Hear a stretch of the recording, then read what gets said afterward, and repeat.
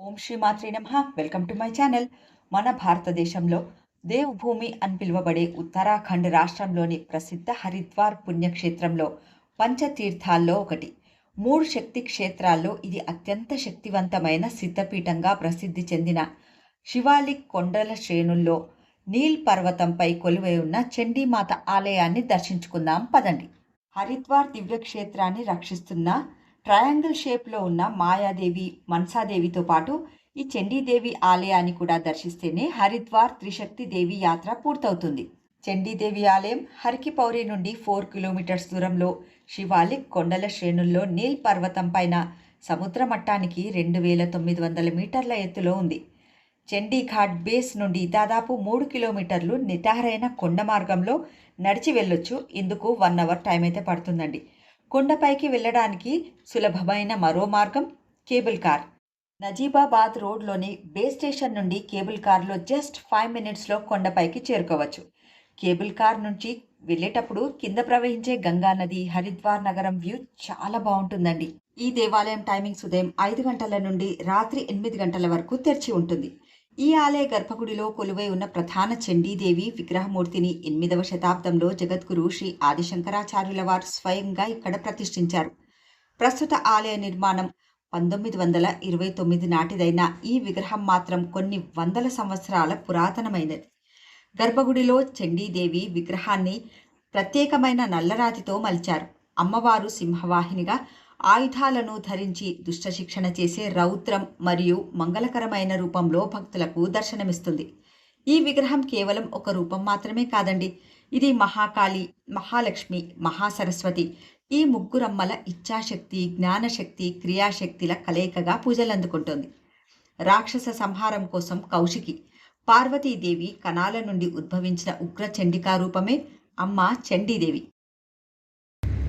ఇందాక మనసాదేవి దగ్గర రోపే ఎక్కినాం కదా, అక్కడ నుంచి ఒక 5 మినిట్స్ చిన్న టెంపోలా ఉంది, వింగర్ దాంట్లో వచ్చిన అంటే అదే వాళ్ళే ప్రొవైడ్ చేసిర్రు ఆ వెహికల్ కూడా. అక్కడి నుంచి వచ్చిన తర్వాత ఇక్కడ చండీదేవి కూడా రోప్వేలో వెళ్తున్నాం.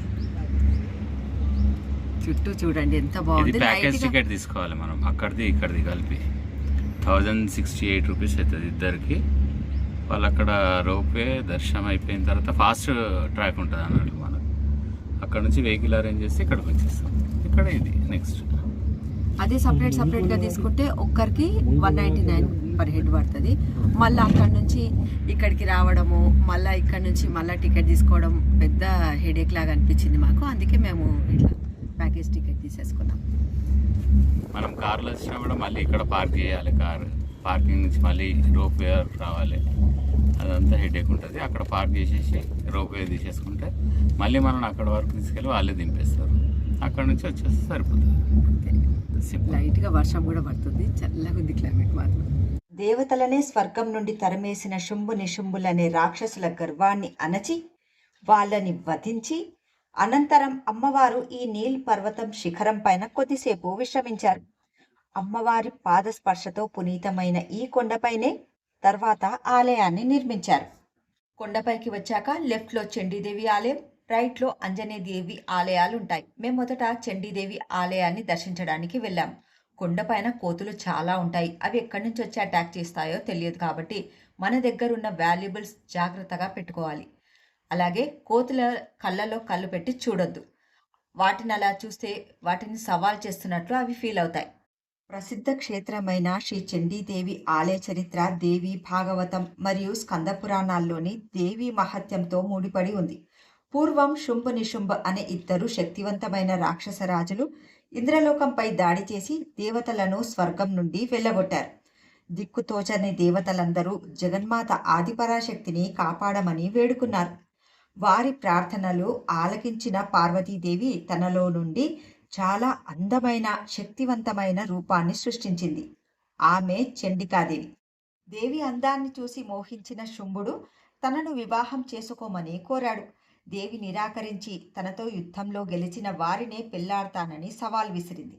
ఆగ్రహించిన రాక్షసరాజు తన సేనాధిపతులైన చుండ్ ముండ్ అనే 2 రాక్షసులను దేవిని పట్టుకురమ్మని పంపాడు.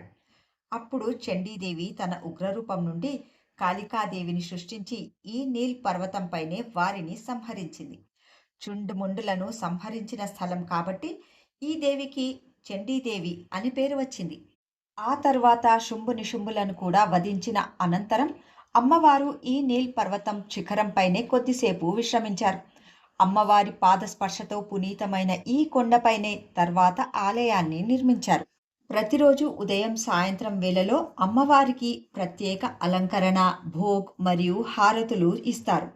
దసరా, నవరాత్రులు మరియు చండీ చౌరాస్ పర్వదినాల్లో అమ్మవారిని సింధూరం మరియు ఎర్రటి చున్నీతో ప్రత్యేక ఆభరణాలతో అత్యంత వైభవంగా అలంకరిస్తారు.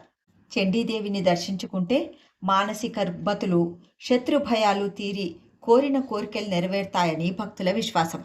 నీల్ పర్వతంపై ప్రసిద్ధ చండీదేవి ఆలయం నుండి 100 మీటర్ల దూరంలో ఉన్న హనుమంతుడి మాతృమూర్తి అంజనాదేవి పవిత్రమైన పురాతనమైన సిద్ధిపీఠాల్లో ఒకటి ఇక్కడ ఉంది. ఈ క్షేత్రంలోని అత్యంత అద్భుతమైన విశేషం ఇక్కడ అంజనీదేవి విగ్రహం స్వయంభూగా వెలిసింది.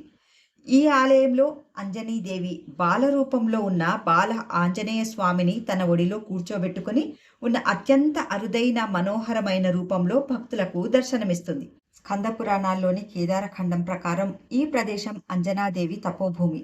ఆంజనేయుడిని పుత్రుడిగా పొందడం కోసం ఆమె ఈ నీల్ పర్వతంపై చాలా సంవత్సరాల పాటు కఠినమైన తపస్సు ఆచరించింది. ఆమె భక్తికి మెచ్చి మహాశివుడు వాయుదేవుడి అనుగ్రహంతో ఆంజనేయ స్వామి ఆమెకు జన్మించేలా వరాన్ని ప్రసాదించాడు. ఈ ఆలయానికి ఒక ప్రత్యేకమైన ఆధ్యాత్మిక నమ్మకం కూడా ఉందండి. సంతానం లేని దంపతులు ఇక్కడికి వచ్చి అంజనాదేవికి భక్తితో ప్రార్థిస్తే అమ్మవారి అనుగ్రహంతో సంతానానికి సంబంధించిన అన్ని సమస్యలు పోయి త్వరలోనే సంతాన భాగ్యం కలుగుతుందని భక్తులు బలంగా విశ్వసిస్తారు. కోరిక తీరిన తర్వాత భక్తులు తమ పిల్లలతో కలిసి మళ్ళీ ఇక్కడికి వచ్చి మొక్కులు తీర్చుకుంటారు. పురాణాల ప్రకారం అంజనాదేవి పూర్వజన్మలో పంజిక స్థల అనే దేవలోక అప్సరస. ఒక శాపం కారణంగా ఆమె భూలోకంలో వానర రూపంలో జన్మించాల్సి వచ్చింది. మహాశివుని అంశతో హనుమంతుడికి జన్మనిచ్చిన తర్వాత ఆమెకు శాప విముక్తి కలిగి తిరిగి దేవలోకానికి చేరుకుందని పురాణ కథనం. ఈ దేవాలయం ఉదయం 6 గంటల నుండి సాయంత్రం 6 గంటల వరకు తెరిచి ఉంటుంది. మంగళ శనివారాల్లో ఇక్కడ అమ్మవారికి, ఆంజనేయుడికి ప్రత్యేక పూజలు నిర్వహిస్తారు. అలాగే ప్రతి ఏటా హనుమత్ జయంతి ఉత్సవాలు ఇక్కడ ఘనంగా నిర్వహిస్తారు. ఈ వీడియో మీ అందరికీ నచ్చిందని ఆశిస్తున్నాను. ఇలాంటి మరిన్ని ఇంట్రెస్టింగ్ టెంపుల్ వీడియోస్ కోసం నా ఛానల్ సబ్స్క్రైబ్ చేయండి. ఈ వీడియో చూస్తున్న మీ అందరిపై జగన్మాత ఆదిపరాశక్తి ఆశీర్వాదం ఎల్లప్పుడూ ఉండాలని మనస్ఫూర్తిగా కోరుకుంటున్నాను. Thanks for watching.